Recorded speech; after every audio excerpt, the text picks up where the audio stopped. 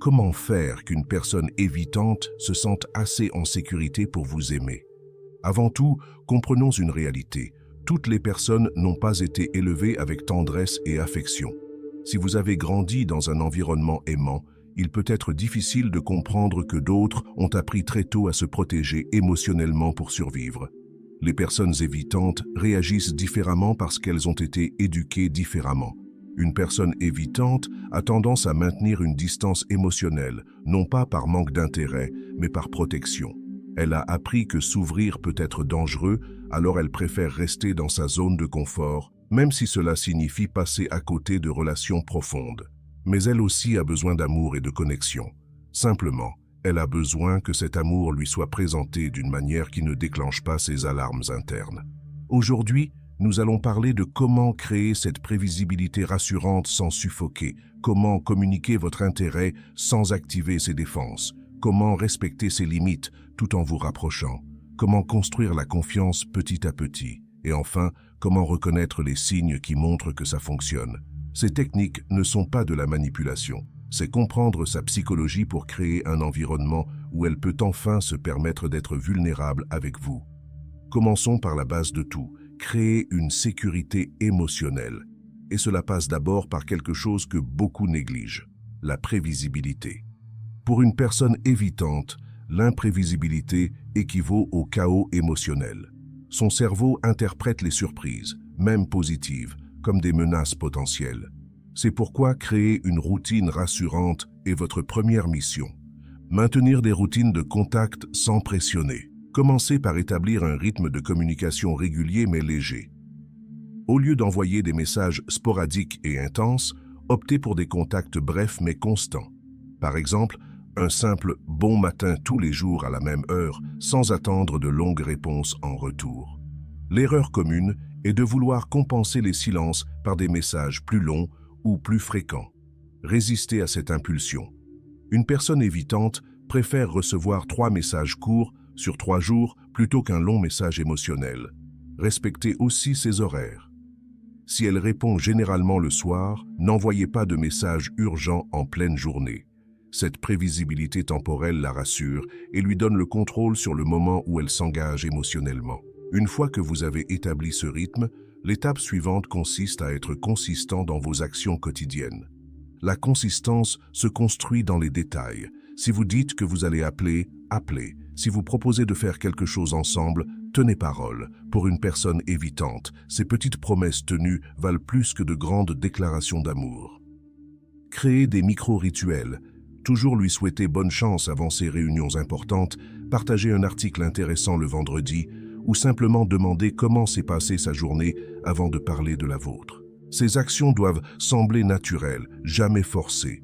Une personne évitante détecte immédiatement quand quelqu'un joue un rôle pour lui plaire. L'authenticité dans la constance est cruciale. Et maintenant, voici où la magie opère vraiment. Créer des rituels de connexion. Les rituels créent un sentiment de sécurité sans exiger d'ouverture émotionnelle immédiate. Peut-être regarder la même série ensemble, partager un café à la même heure chaque semaine ou avoir une conversation sur un sujet neutre mais intéressant. Ces moments doivent être exempts de pression émotionnelle, pas de questions sur ses sentiments, pas de tentative de creuser plus profond. Contentez-vous d'être présent, agréable et fiable. L'objectif est qu'elle associe votre présence à la tranquillité, pas à l'anxiété. Avec le temps, ces moments deviendront précieux pour elle, créant une base solide pour plus d'intimité. Mais créer cette prévisibilité rassurante n'est que la première étape. Le vrai défi, c'est de communiquer votre intérêt sans faire sonner toutes ces alarmes internes. La communication avec une personne évitante est un art subtil, trop direct, et vous déclenchez ces alarmes, trop vague, et elle ne comprend pas vos intentions. La première règle d'or, oubliez les mots, privilégiez les actions, oubliez les grandes déclarations romantiques. Une personne évitante préfère qu'on lui montre de l'intérêt plutôt qu'on le lui dise. Remarquez ses petits besoins. Apportez-lui son café préféré. Rappelez-vous qu'elle avait un entretien important ou proposez votre aide pour quelque chose de pratique. Ces gestes doivent paraître naturels, jamais calculés pour obtenir quelque chose en retour. L'intention doit être genuinely attentionnée, pas stratégique. Par exemple, au lieu de dire « tu me manques », envoyez-lui une photo de quelque chose qui vous a rappelé elle. Au lieu de « je t'aime », dites « j'ai pensé que ça pourrait t'intéresser » en partageant un contenu lié à ses passions. Mais attention, il y a une nuance cruciale dans la façon de réagir quand elle s'ouvre à vous. Une personne évitante a souvent des émotions refoulées qu'elle préfère garder sous contrôle. Quand elle partage quelque chose de personnel, même mineur, votre réaction détermine si elle continuera à s'ouvrir. Évitez les réactions excessives. Si elle mentionne qu'elle a eu une journée difficile, ne la bombardez pas de questions ou d'offres d'aide. Un simple « ça sonne effectivement compliqué », suivi d'un changement de sujet naturel, peut être plus rassurant. La validation doit être proportionnelle à ce qu'elle partage. Pour une confidence mineure, une reconnaissance minimale. Pour quelque chose de plus important, une écoute attentive, sans conseil non sollicité. Et parlons maintenant de l'art délicat de poser des questions. Les questions directes sur les émotions mettent une personne évitante en mode défensif.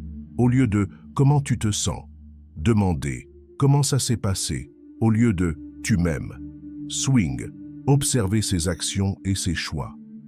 Privilégiez les questions ouvertes sur des sujets neutres qui permettent néanmoins d'apprendre à la connaître, ses opinions sur des films, ses expériences de voyage, ses projets professionnels.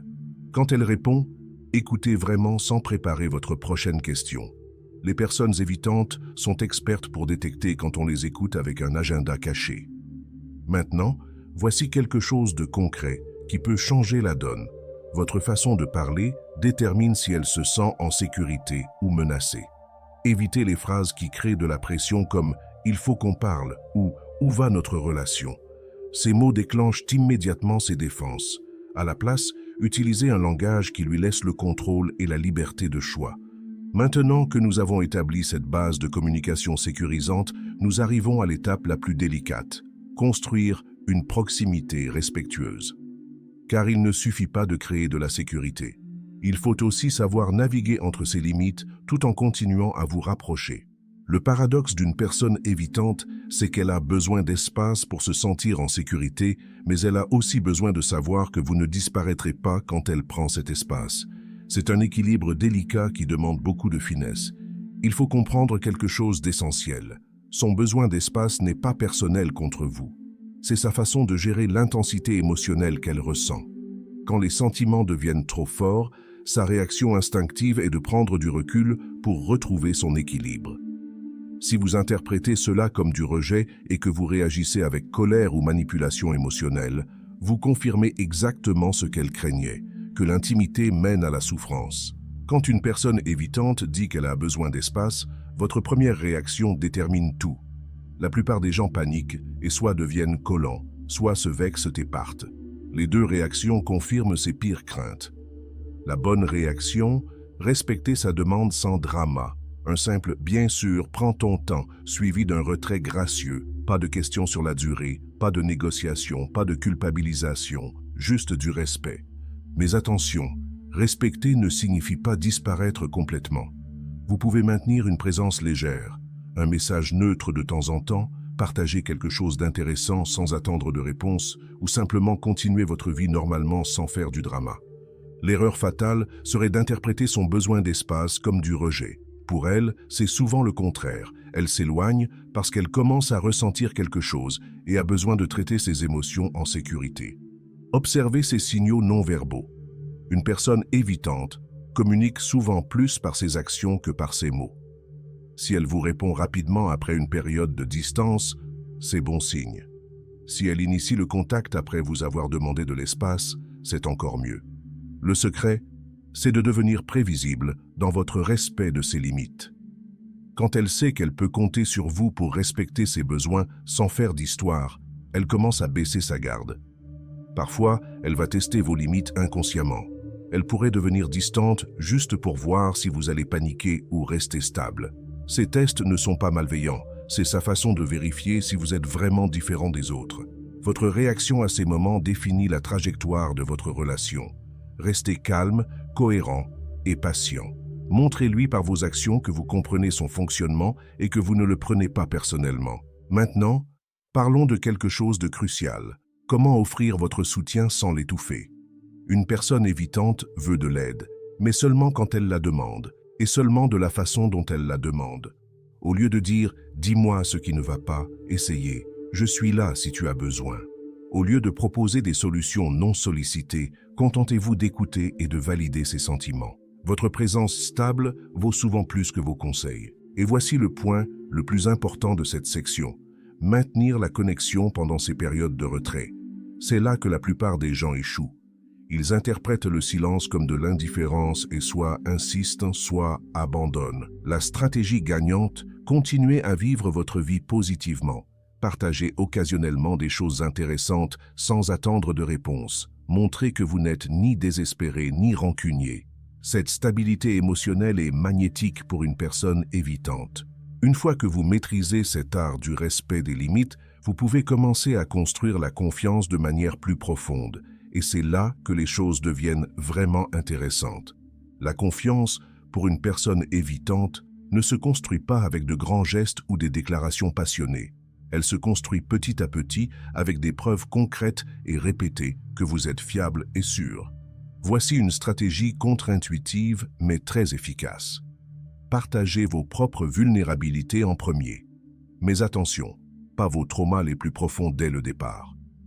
Commencez par des choses mineures, une erreur que vous avez faite au travail, une peur irrationnelle que vous avez ou un moment où vous vous êtes senti incertain.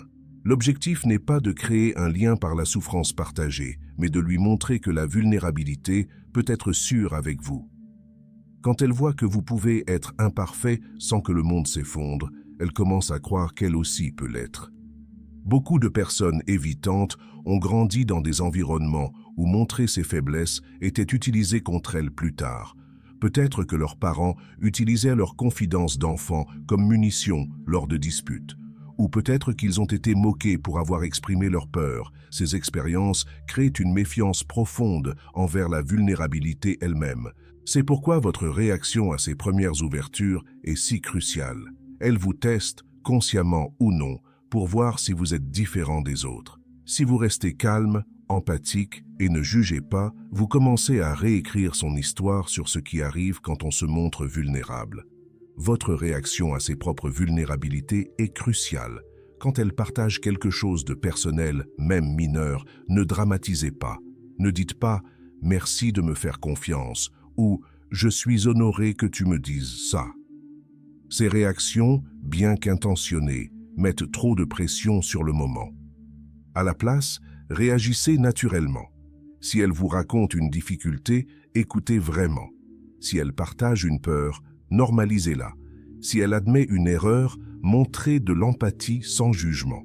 Votre réaction détendue lui indique que la vulnérabilité est sûre avec vous. Créez des moments de sécurité émotionnelle. Ce ne sont pas forcément des conversations profondes. Parfois, c'est juste être ensemble en silence confortablement, ou rire ensemble de quelque chose d'absurde. Ces moments lui montrent que la connexion peut être légère et agréable. Voici quelque chose que peu de gens comprennent. Une personne évitante a souvent peur que vous utilisiez ses confidences contre elle plus tard. Cette peur vient d'expériences passées où sa vulnérabilité a été weaponisée lors de conflits. Montrez-lui que ce ne sera jamais le cas avec vous. Si vous avez un désaccord, ne mentionnez jamais ses insécurités ou ses peurs pour marquer des points. Cette règle d'or est non négociable si vous voulez sa confiance à long terme. Les étapes pour approfondir l'intimité doivent être graduelles et respectueuses de son rythme. Peut-être que la première étape est qu'elle vous raconte sa journée sans éditer les parties difficiles. La suivante pourrait être qu'elle admette être stressée par quelque chose, puis peut-être qu'elle partage une inquiétude. Chaque étape doit être consolidée avant de passer à la suivante. Si vous précipitez le processus, elle peut se refermer complètement et il faudra recommencer depuis le début. La patience ici n'est pas passive. C'est une patience active où vous continuez à montrer par vos actions que vous êtes quelqu'un de sûr, de stable et de fiable. Cette consistance finit par éroder ses défenses naturellement. Maintenant, comment savoir si vos efforts portent leurs fruits?